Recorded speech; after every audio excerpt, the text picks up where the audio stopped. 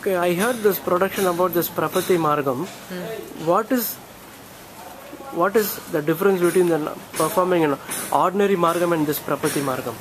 Actually, the difference is the group, because first of all, we call ourselves Parashaha. Besides being an acronym for the dancer's name, which is Priya, Roja, Shrikant and Ashwati,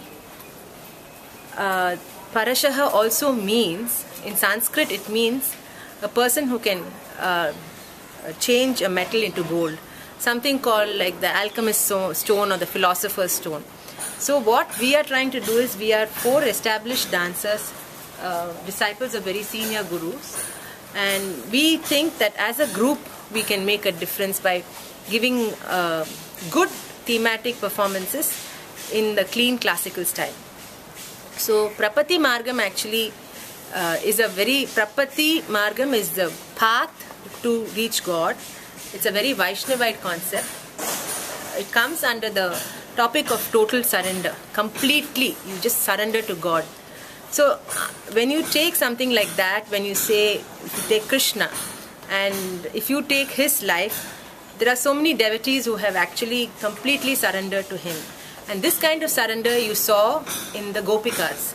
When they did the Ras with him, they didn't think of anything else. They didn't think of Krishna as God.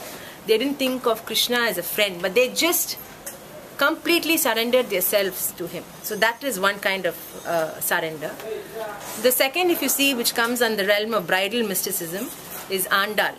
Now Andal, as we all know the story, is the story of this little girl who was in love with Krishna and actually wore the garland which was meant for the god first to her, for herself, and then gave it. And she thought she was getting married to him like that. And these are things which you do not go to the regular path of devotion, ritualistic devotion. This is completely surrendering yourself to God. So she is a big example of bridal mysticism. Then we come to Meera. Meera is the saint who was there. She was a Rajput saint. I mean, a Rajput princess who gets married, but who is completely immersed in the thought of Krishna. And it gives you a glimpse of her life and how she completely merged with the God finally. And then we have the example of Panchali or Draupadi, where at every juncture of her life, when she thought of Krishna, Krishna was there for her. In the incident of Akshaya Patram, and also the incident of Vastrabharanam. There is a story that there was a Gopika once, when Krishna was very little, somebody took away his loincloth, and this Gopika didn't even think. She just gave her upper garment, or the davni as we call it, for him to cover. And that is actually Draupadi, they say.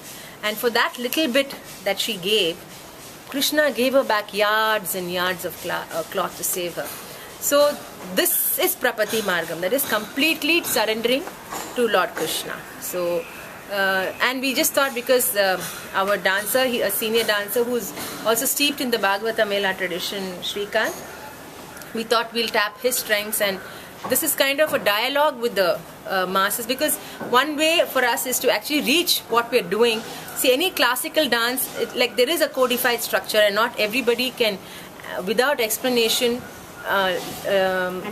comprehend or really understand the nuances of what we are showing.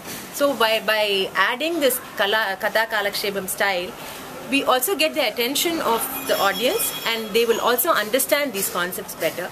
And in this whole venture, a very important vital part is the music, and we have a musician, G. Shrikant, who has been a tower of strength to us, and he has helped us in the research and all the selection of songs, be it composing songs in the last minute. And of course, Roja will be doing Draupadi, Ashwati will be doing Andal. He is the Katha Kalakshepam, he's Krishna, he's Rana, he's all in one, Ashtavadani, and I will be doing Meera. Thank you. Thank you. Thank you.